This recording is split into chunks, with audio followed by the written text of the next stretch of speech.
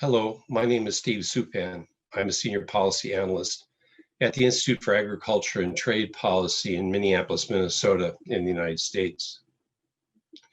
The presentation that you will listen to today and the slides that you will see are the English language versions of a Spanish language lecture that I gave at a seminar of the Brazilian Research Network on Nanotechnology, Society, and Environment, and the Brazilian Ministry of Labor's Center for Worker Safety. I've had the honor of working with the Brazilian Research Network on Nanotechnology, Society, and Environment since 2012. And this November 4th to November 6th seminar featured speakers on a wide number of topics. This is the second year in a row that I've discussed nanopesticides on this for this seminar. I hope that you will send questions about this presentation to me at ssuppan@iatp.org. Thank you very much, and now we're going to start the presentation. So the question here is nanopesticides, can they be self-regulating? So in this presentation, we're going to talk about four different kinds of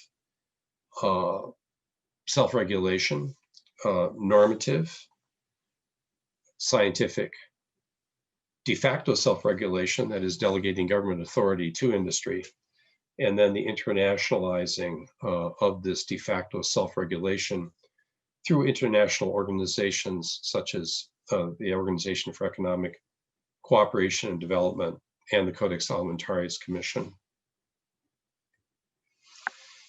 This is a very simple presentation of how nanopesticides are manufactured. Starting on the left, you have the pesticide product, which consists of active ingredients, which are the ingredients that kill the pest, so-called inert ingredients, some of which are toxic, and then adjuvants, which are ingredients to help the pesticide product stick to the leaves of plants or to the soil. Then you have the carrier material, the nanomaterial, which is usually a mixture of organic nanomaterials such as nanoclays plus a polymer.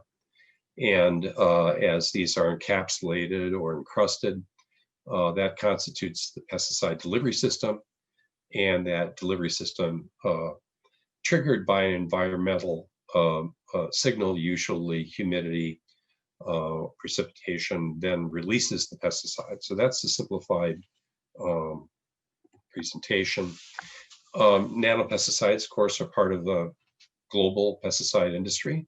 And in 2012, last time for which we have estimates of global sales here by the Environmental Protection Agency, the sales were more than $55 billion worldwide. As a result, we have commercial and technical reasons for the pesticide industry to employ nanomaterials. And these include expiring patents on conventional pesticides, very expensive and time-consuming to produce these new active ingredients. So it's a lot cheaper and faster to take existing commercialized active ingredients, add nanomaterials to them, obtain a new patent which confers a commercial monopoly for at least 28 years. It's a lot more risky and more litigation prone to use metallic nanomaterials or metallic oxide nanomaterials as active ingredients. For example, nanosilver in nanosilva, copper hydroxide in coicide, which is a DuPont product approved by the EPA in 2015. It's a lot less risky to nano-encapsulate already commercialized active ingredients. And this is by no means all the forms of nanopesticides. We won't be talking today about the most scientifically complex and possibly the most risky form of nanopesticide, which is to put RNA interferon, a genetic sequence that is stabilized by nanoclay in a polymer compound and then sprayed on plants to disrupt plant pathogens. In this slide, you see a kind of overview of functions of nanopesticides, how these functions can be achieved, and then back in 2014, the then commercialized examples of nanopesticides or nanopesticides that were still in a research and development phase. And so, for example, you can achieve controlled release in nano capsules or nanospheres for example, 2,4-D, a very powerful pesticide. You can achieve targeted delivery, protection against premature degradation. And so you're adding there a nano encapsulation with a catalyst to prevent premature degradation, and so on and so forth. In the following experiment or report of an experiment, you have a better illustration of the self-assembly of nanomaterials and the controlled release in response to environmental signal. This is for fertilizers, but the same nano encapsulation compound is applicable to pesticides. And I thought this would give a better explanation of how the nanopesticide is manufactured. So you have up in the upper left-hand corner a hollow silica nanoparticle, which then gets coated by sodium glutamate, and then it begins to self-assembly around the urea, which is a nitrogen fertilizer element. In the second row down, you have the addition of a biopolymer, again, which modifies the self-assembly process, and then results in the third row down in the right-hand corner, this nanocoating, which is self-assembled and self-healing. Self-healing means that the nanocoating is hydrophilic. It responds to water, releases a certain amount of the, well, in this case, the fertilizer or the active ingredient. And then after that release, it becomes hydrophobic. It self-heals and then waits until the next adequate precipitation in order to trigger the release of the pesticide product. These products are supposed to be risk assessed, fully risk assessed, and here you have an explanation of the 4 tiers of risk assessment that that are used for conventional pesticides. Over in the left-hand column in tier 1, I'm not going to explain this and try to explain this entirely, but to give you an overview, you have a standard toxicity test, usually involving Daphnia or other very tiny fish, where there is an acute and lower dose administered to determine the degree of toxicity of the pesticide. Then you do some modified exposure texting through toxicokinetic computer modeling to determine how this active ingredient is going to affect related sensible species. In a third tier, you go to micro or mesocosms to test environmental toxicity.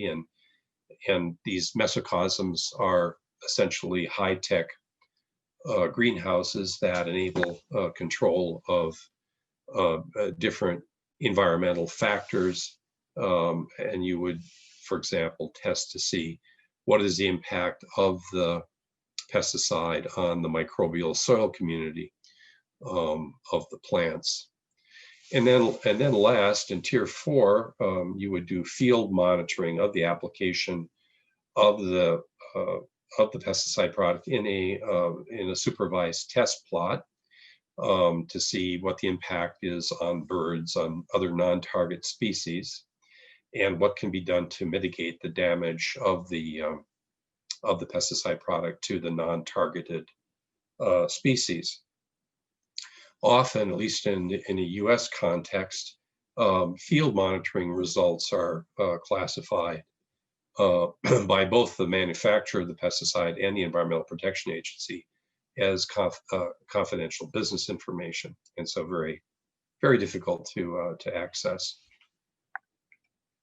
So in this slide, there's an attempt to show some of the differences between risk assessment for a nanopesticide and risk assessment for conventional pesticide product.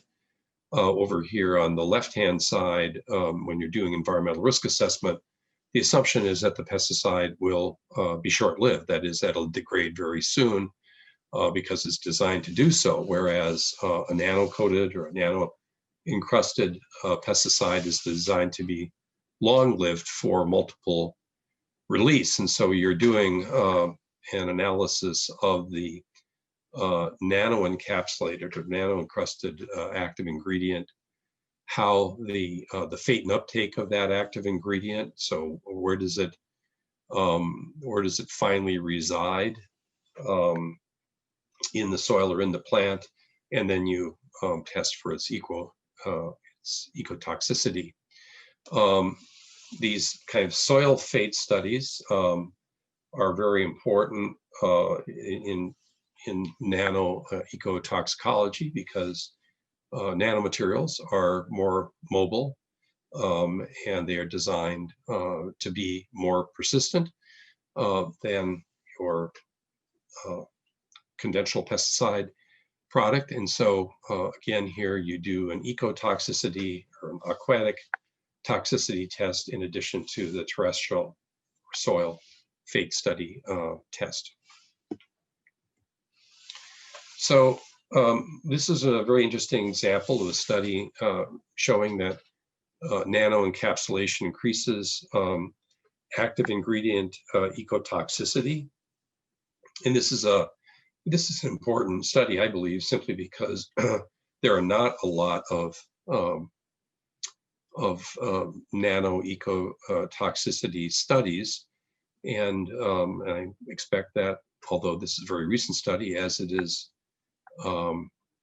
reproduced by other studies and criticized, it will it will come to influence the field of nano ecotoxicological studies. Kind of graphically, what you're doing here is to do a in vivo or a study that involves an animal, in this case a Daphnia, a fish, taking an active ingredient that's used in gardens and house plants. The ingredient is partitioned by nanoencapsulation, shows that an increasing aquatic toxicity for the Daphnia, and the process of the experiment then separates this common active ingredient pyrethroid into hexane, which is a very powerful gas. For example, it's used in, or additive, it's used in gasoline, and in its gas form, it can be very damaging to both the eyes and the lungs, and it separates then into water.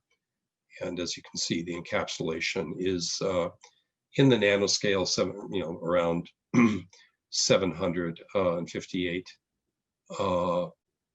nanometers in in the water molecules and around 450 in the hexane molecules. Some experimental assumptions for the design of this experiment. Your risk assessment tiered methodology for conventional pesticides is not quite fit for risk assessment of nano-enabled pesticides. The nanoparticle mass dose metric, which is used to measure toxicity for conventional pesticides, is not relevant to nano particles because they're too light for mass to be a measure. And so you adjust your risk assessment, for example, by evaluating the nanoparticle concentration, how the nanoparticles aggregate or do not aggregate. And then you are, again, evaluating intended persistence of the nanopesticide product over its life cycle. And the question that these researchers asked were, among other questions, were how do the properties of the nanomaterial coatings, which are generally polymers, lipids, clays, in other words, organic materials, influence the chemical behavior of the active ingredient and the so-called inert ingredients.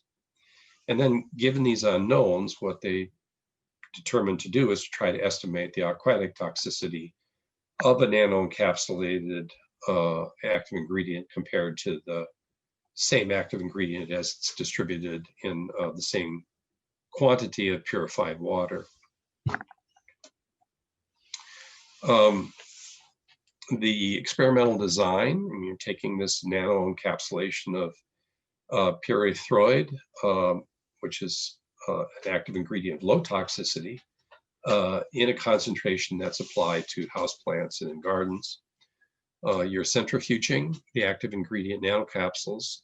You're mixing the extracted active ingredient in purified water.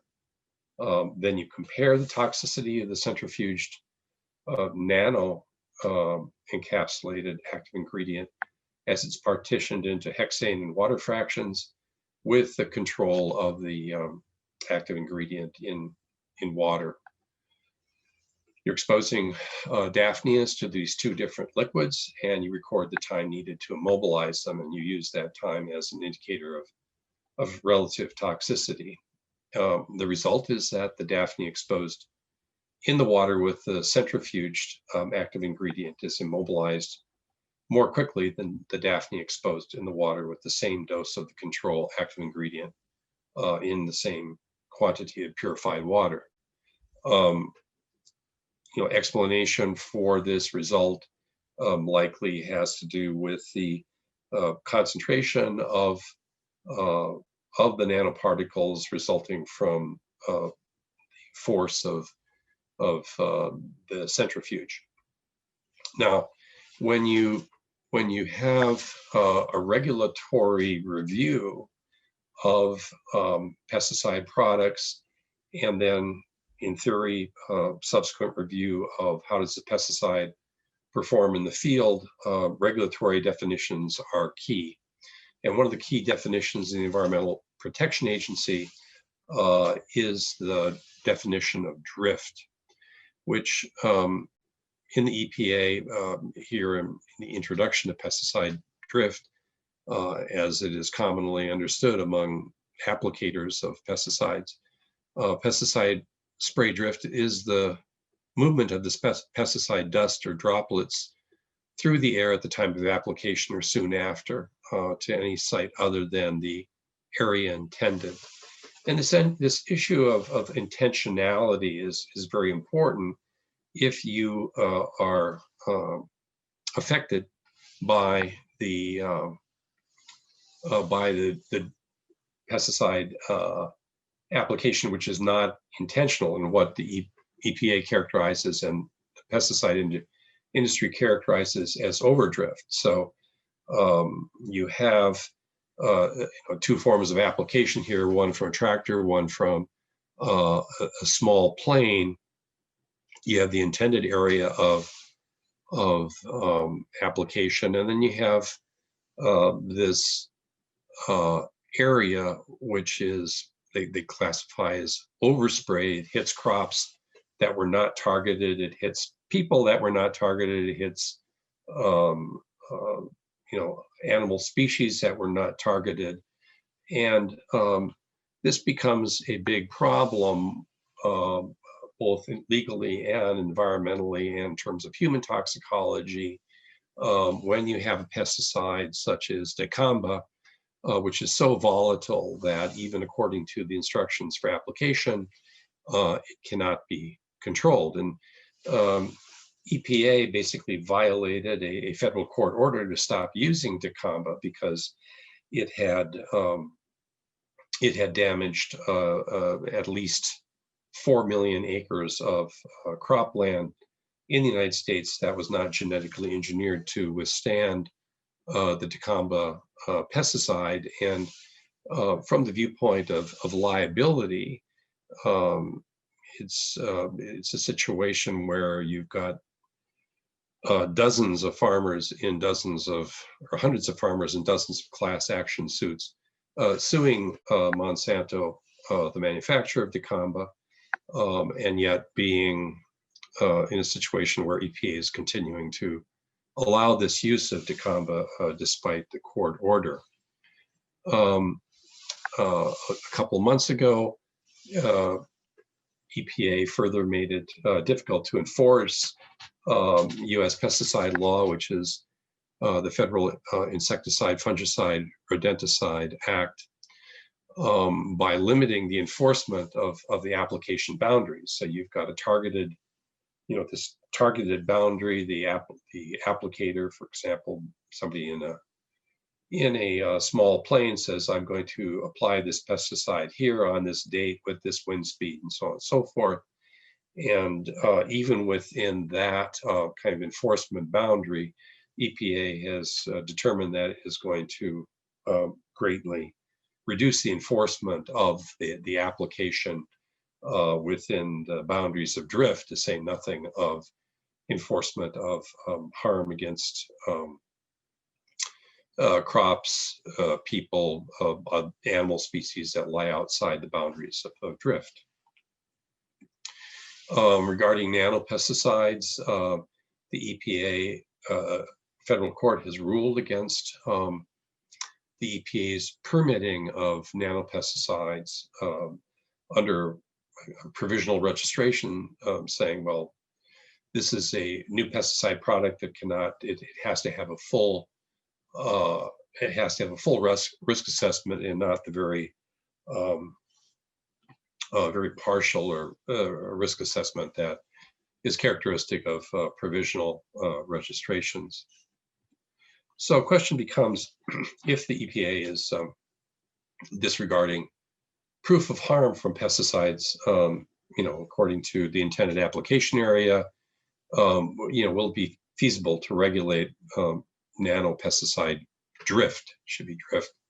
So EPA's justification for defying the court is economic necessity, national competitivity, and the question becomes, well, will a Biden presidency change pesticide regulatory practice, or will it continue de facto industry self-regulation?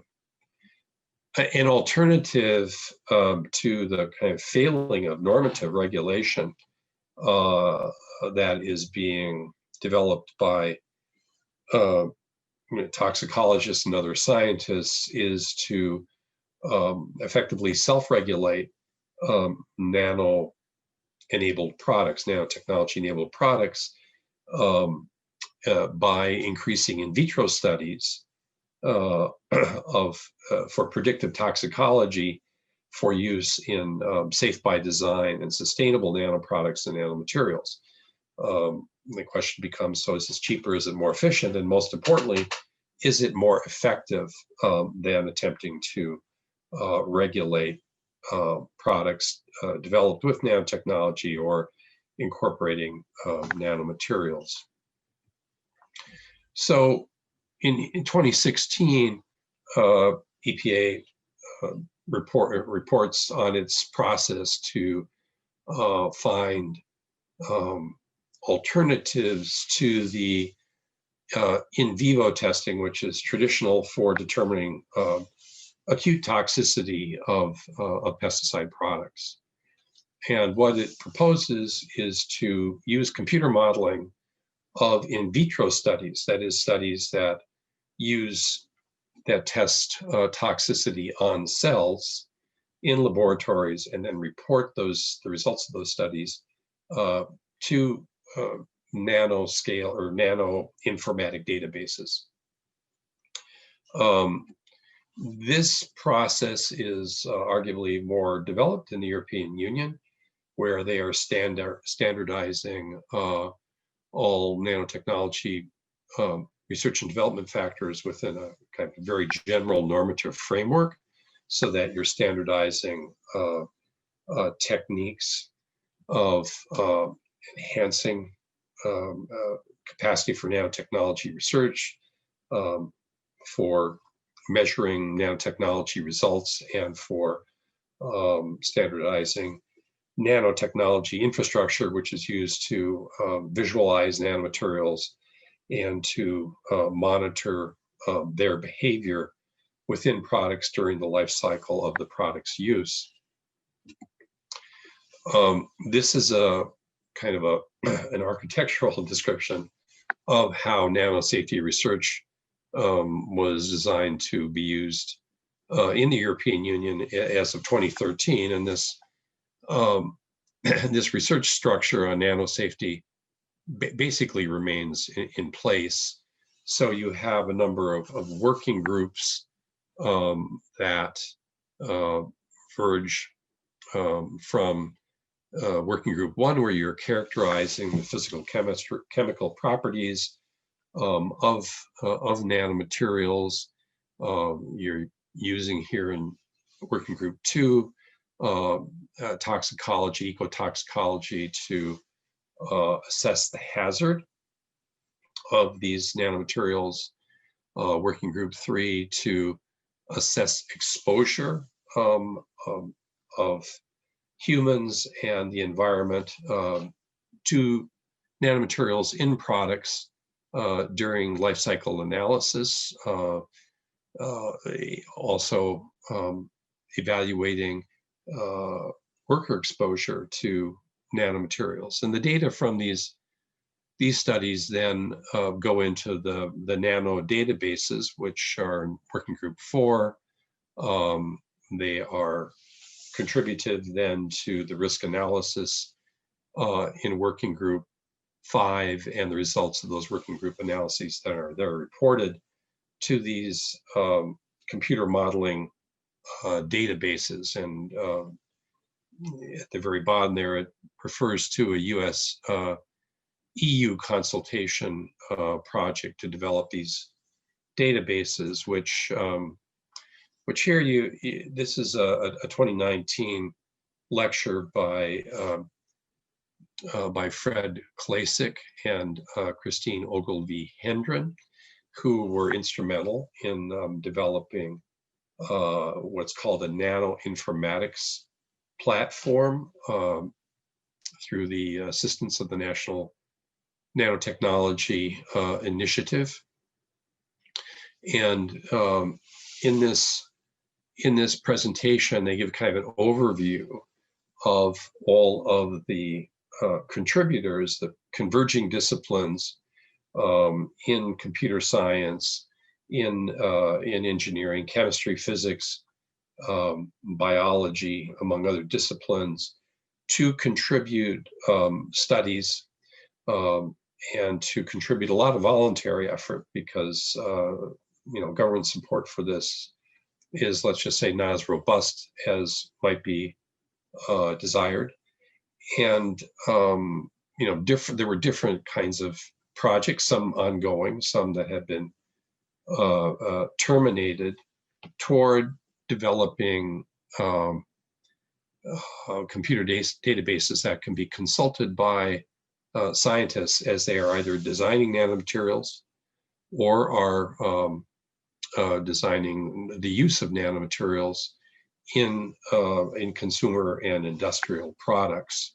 not going to try to review all of these kind of nanoinformatic platforms, but just to indicate here that there has been a lot of effort to try to develop these nanoinformatic databases for the production of nano-enabled products. However, so as a result, you have nano databases emerging for specific and the most commonly used nanomaterials. And here, in the case of our nanopesticides, those materials include polymers, biopolymers, liposomes, and silica. Those are all emulsions. Those are all used in nanomaterials. And so already in 2014, you had a fairly robust knowledge of how these different nanoscale materials would perform in terms of their properties in the nanoscale.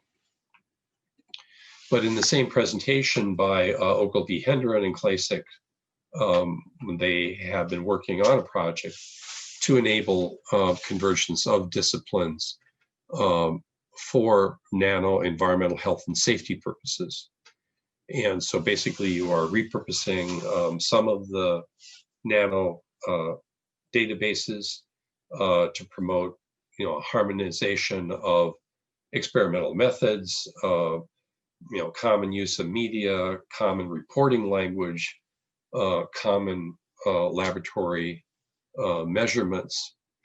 And then you want to take this data, which they sort of compare to putting the data into a blender and producing a smoothie, which will be used by specialists to coordinate teams of researchers, bringing researchers together who might not otherwise know about each other's work. So this is a project that is in process, and it's far beyond me to be able to predict where this process is going, but it's a very serious effort to try to prevent environmental health and safety harms through the use of this standardized and computerized nanoinformatic platform. Another alternative to regarding nanopesticides is to actually reform the fundamental legislation. And here in August of this year, Senator Udall, Representative Neguse introduced the first reform of FIFRA in about 25 years. And Senator Udall is leaving the Senate after this term. And so it's hard to predict what the fate of this legislation will be, but it is now out there, and there are some impacts that we can assess as likely for nanopesticides if you enacted reform regulations according to what this law proposes. Right now, most commercialization permits, which EPA calls registrations, are provisional. They don't require a full risk assessment, and those kind of provisional commercialization permits would end. For example, for nanosilva, you would not be able to provisionally register a nano pesticide product. You'd have to have a full and complete risk assessment. Under this reform, communities would be able to protect themselves from pesticide harms using their local laws and authorities. Currently you have the pesticide industry lobbying EPA to preempt local government law and even state law regarding pesticide application, pesticide monitoring, and the personal protective equipment that pesticide applicants or people who apply pesticides are supposed to be equipped with to enter into fields or even into greenhouses. The law would require that there would be a new and full risk assessment required of an EPA and already registered pesticide if that pesticide product is prohibited in the European Union or in Canada. And agribusinesses would have to inform EPA of harms to farm laborers who apply pesticides. And currently, a lot of this harm is not reported because of the reprisals of the agribusinesses against those who report the harms. And so there is a provision of the law that prohibits such reprisals under, under penalty, very heavy penalties.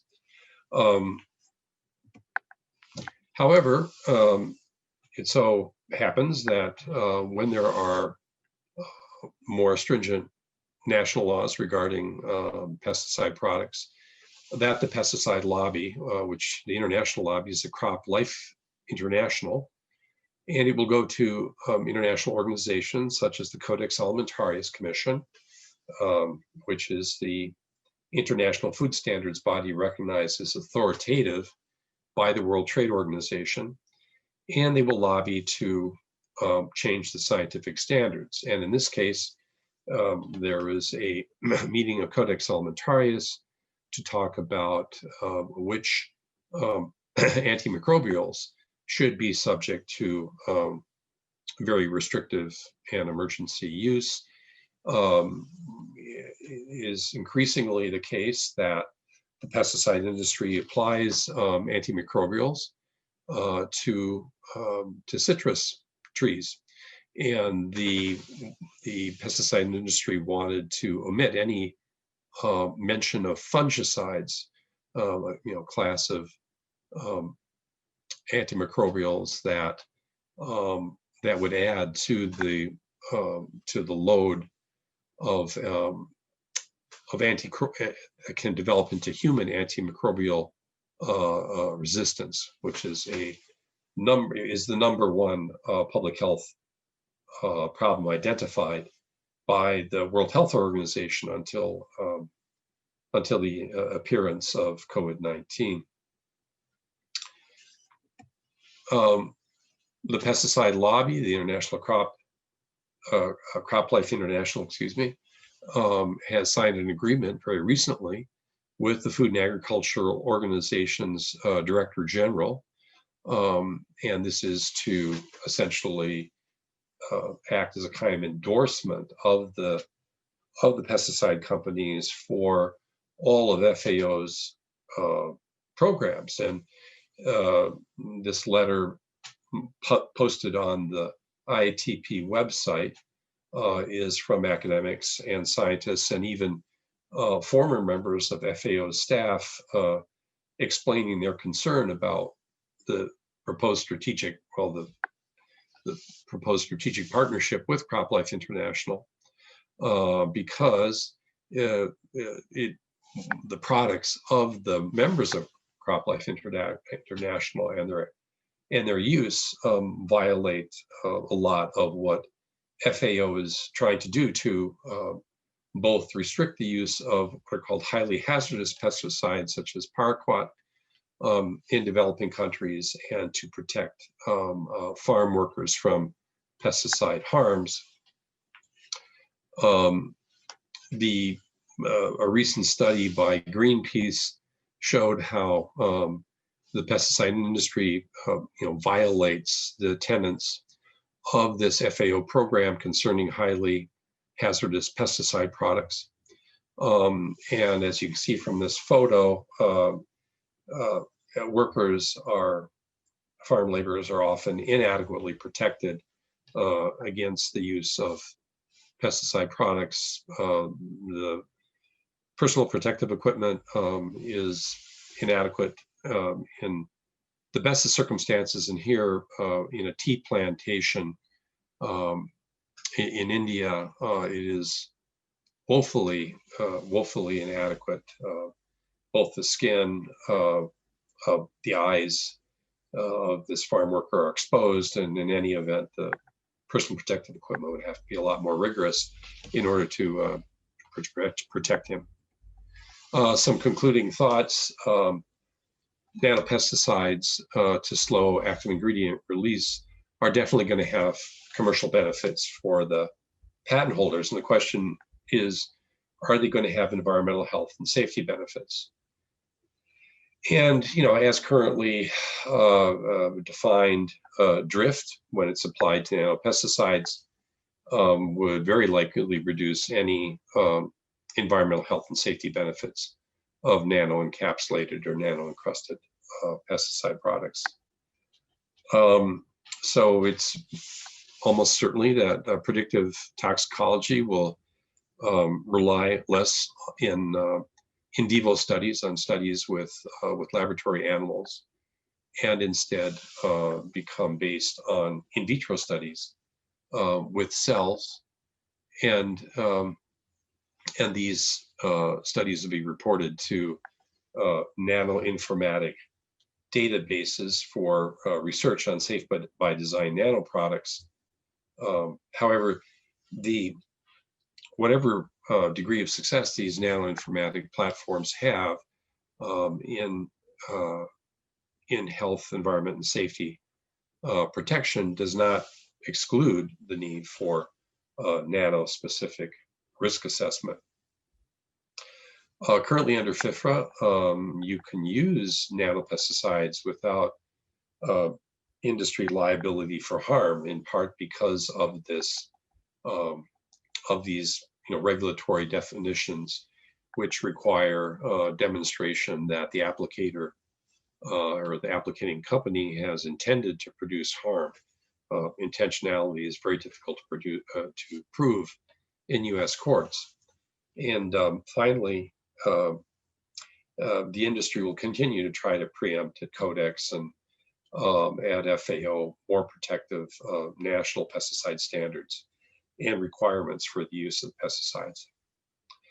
Well, thank you very much for your attention to this lecture, and I welcome further questions that you may have about the lecture. Please send them to Steve Suppan at the Institute for Agriculture and Trade Policy, SSUPPAN, at IATP.org. Thank you very much. Bye-bye.